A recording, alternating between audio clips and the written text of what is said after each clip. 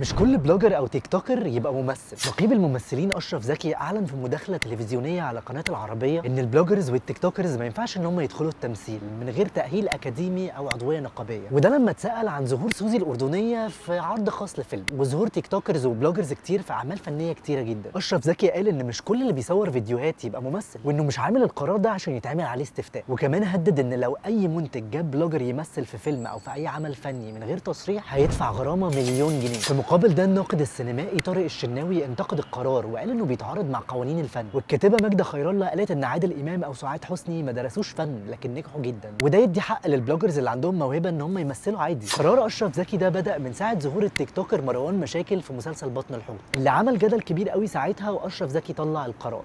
مين الواد ده؟